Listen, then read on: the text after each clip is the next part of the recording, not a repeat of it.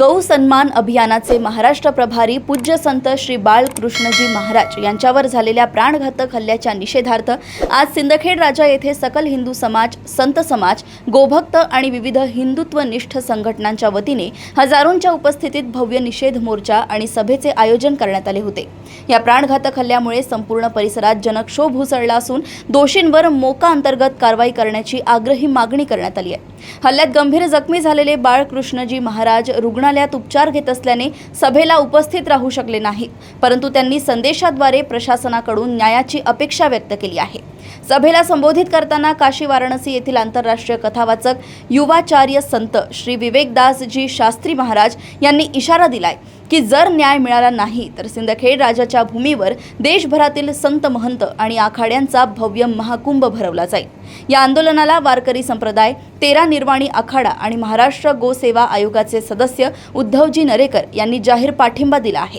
हिंदुत्ववादी नेते मिलिंद एकबोटे, साध्वी गायत्री दिदी आणि किन्नर आखाडा प्रमुख रूपा गुरु टाकसाळ यांच्यासह अनेक मान्यवर या मोर्चात प्रामुख्याने उपस्थित होते। सभेच्या शेवटी संघटित स्वरूपात कायदा हातात घेणाऱ्या सर्व आरोपींना तत्काळ अटक करून त्यांच्यावर मोका अंतर्गत कडक कारवाई करावी या मागणीचे निवेदन प्रशासनाला सोपवण्यात आले। बड़ा ही दुखद यह बात है कि हमारे पूजनीय संत श्री बालकृष्ण जी महाराज के ऊपर में इस राजमाता जिजाबाई की यह पावन भूमि पर हमला होता है, एक संत पर हमला होता है और यहाँ का हिंदू जो है वह हिंदू सोया हुआ रहता है। यह बड़ा ही दुखद बात है। जब वीडियो जो है वायरल वीडियो उत्तर भारत की ओर जाता है तो वहां के जितने भी संत है, जितने भी महंत है, जितने भी अंतर्राष्ट्रीय कथावाचक है, उनके ऊपर में एक आक्रोश पैदा होता है, संतापजनक भावना होती है कि क्या यह राजमाता जिजाबाई का छत्रपति शिवाजी महाराज की यह पावन धरती बची हुई है क्या?